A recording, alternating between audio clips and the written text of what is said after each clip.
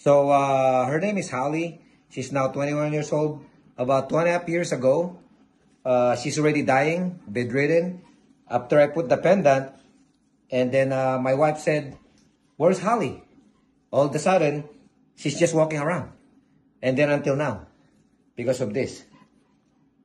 Because of the pendant. Already, huh? Yeah, she's already bedridden. And I thought she's not going to make it. But after putting this pendant, until now, she's still alive. Right? Wow.